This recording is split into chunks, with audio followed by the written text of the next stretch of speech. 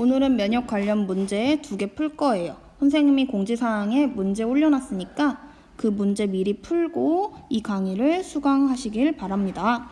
첫 번째 문제, 다음은 병원성 세균 A에 대한 백신을 개발하기 위한 실험이라네요. A로부터 두 종류의 물질, 기억과 니은을 얻는다. 요 A로부터 기억도 얻고 니은도 얻은 거예요. 유전적으로 동일하고 A나 기억이나 니은에 노출된 적이 없는 생쥐 1번에서 5번을 준비한다.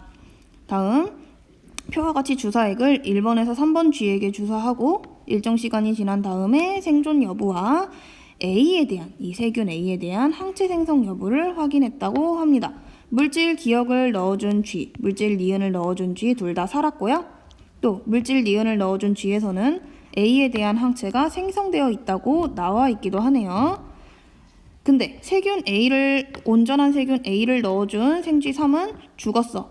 이 세균 A는 병원성이 쥐에게 강한가 봐요.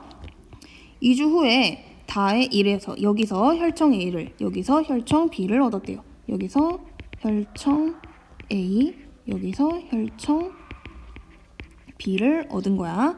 얘들아, 혈청이 뭐였는지 기억이 납니까? 혈액을 우리가 혈구 성분과 혈장 성분으로 나누었었죠. 혈구 성분은 적혈구도 있었고 백혈구도 있었고, 그치? 세포들이 있었고요. 혈장은 여기에 항체가 있었지. 기억이 납니까? 그러면 혈청이 뭐였습니까? 그냥 혈장에서 섬유소를 뺀 게 혈청이었죠.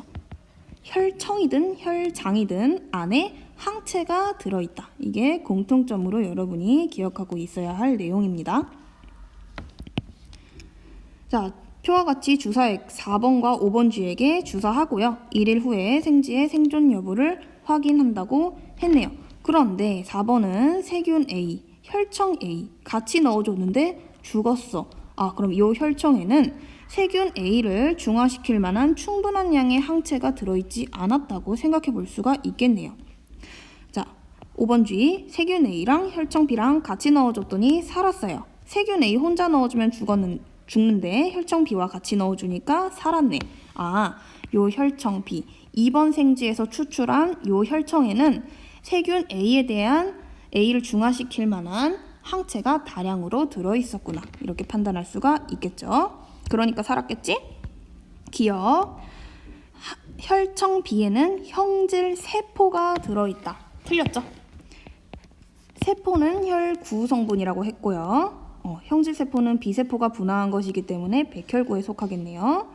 혈장이나 혈청에는 항체가 들어있습니다.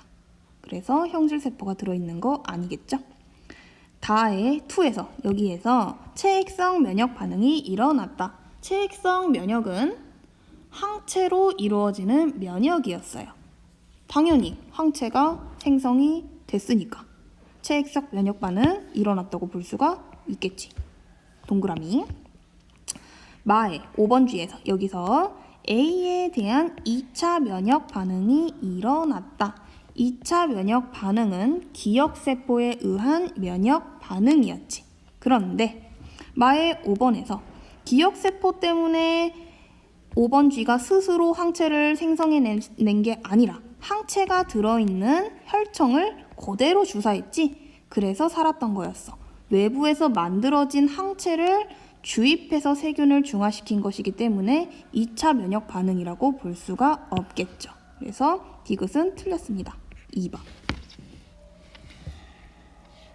자, 여기서 백신과 면역 혈청 다시 짚고 넘어갈게요. 백신. 이 생쥐가 있을 때, 이 생쥐예요, 생쥐. 우리가 백신을 주사하죠. 이게 백신. 여기엔 뭐가 들어있어요? 약화시킨 균.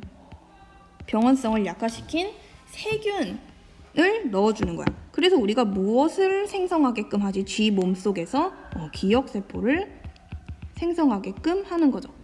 이 균을 넣어줌으로써 여기서 이미 1차 면역 반응이 일어난 거예요. 그래서 기억세포가 생성이 되고 시간이 지나서 진짜 균이 침입했을 때 이 기억세포가 형질세포로 빠르게 분화한 뒤 이 형질세포가 항체를 다량으로 강력하게 빨리 생성하게끔 하는 것이 백신의 원리였습니다. 이것을 2차 면역 반응이라고 불렀죠. 여기서 이루어지는 게 1차 면역 반응.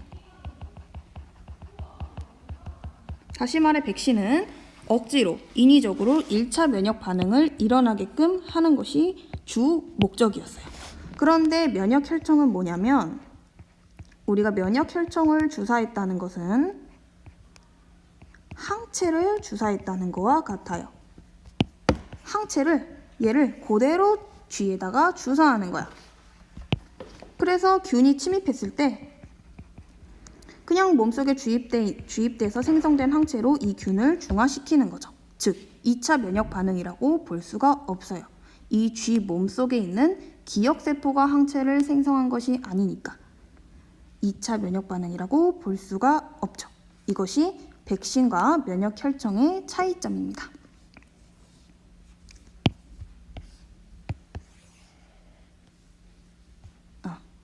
이 부분 필기 지우고 옆에 문제 넘어갈게요. 다음은 항원 A에서 C에 대한 생쥐의 방어작용 실험입니다.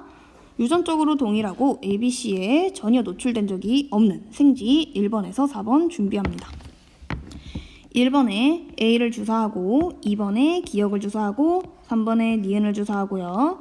4번에 생리수겸수를 주사를 하고 근데 기억과 니은은 B와 C를 순서 없이 나타낸 것이라고 하네요. 2주 뒤에 여기 기억세포를 분리해서 여기에 주사하고요. 여기 3번 기억세포 분리해서 4번에 주사합니다. 그 1주 후에 다해 2번과 4번 주에 여기 2번과 4번 주에 A, B, C를 같은 시간 간격으로 일정 시간 간격으로 주사를 하네요. 그리고 A, B, C에 대한 혈중 항체 농도 변화를 살펴보았습니다. 자, 요 생쥐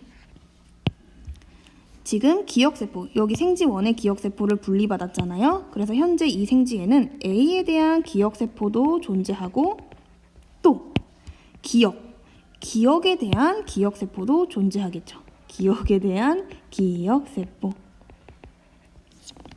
여기서 이미 주사를 했기 때문에 자, 요 생쥐 마찬가지입니다. 생리식염수를 주사해서 기억세포가 생성되진 않아. 그래서 자기 몸에서 스스로 만든 기억세포는 없고 단 여기 생쥐 3번으로부터 받은 기억세포는 존재하겠죠. 그래서 니은 기억세포가 존재할 것입니다. 기억과 니은이 뭔지는 그래프를 통해서 한번 알아볼게요. 요 생쥐 먼저 볼게요. 요 생쥐. 자, 요 상태에 있는 생쥐에 처음에 A를 주사했어요. 균 A를 주사했더니 항체가 급격하게 빠르게 생성되고 있죠. 여기랑 비교했을 때 여기는 조금 생성되다가 줄어들었는데 여기서는 빠르게 많이 A에 대한 항체가 생성되고 있단 말이야. 누구 덕분이라고? 이 생쥐가 가지고 있는 A 기억세포 덕분에. 요 기억세포가 A를 주사받았을 때 형질세포로 분화하고 이 형질세포가 항체를 빨리 많이 생성하는 2차 면역 반응이 일어났기 때문이겠죠. 자, 그런데 B를 주사했어요.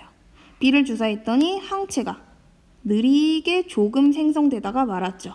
여기랑 비교했을 때, 옆에랑 비교했을 때 느리게 조금 생성됐단 말이야. 아, 그래서 요 생쥐 이번에는 B에 대한 기억세포는 없구나 알 수 있겠죠. 자, C를 주사했더니 C에 대한 항체가 빠르게 많이 생성이 됐어. 아, 그럼 요 생쥐에는 C에 대한 기억세포가 있구나. 그래서 요 동그라미 기억은 C였구나 알 수 있겠죠. 자, 그럼 니은은 B겠네요. 그래프를 통해서 알아볼게요. A를 주사했더니 항체가 조금 생성되다 말았어요.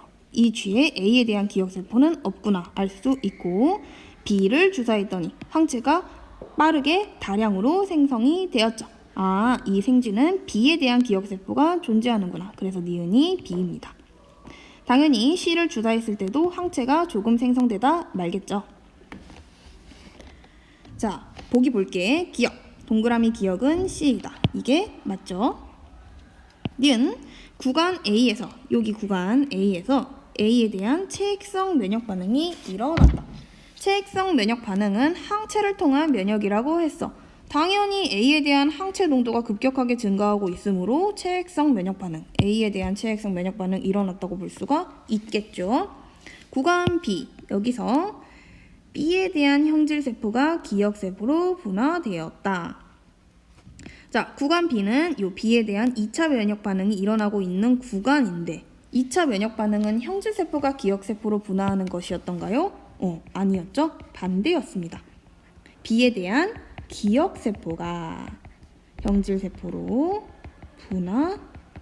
분화되었겠지. 그리고 이 형질세포가 항체를 다량으로 만들어서 그래프가 이런 모양으로 나온 것일 거야. 디귿은 틀렸네요. 정답은 4번입니다.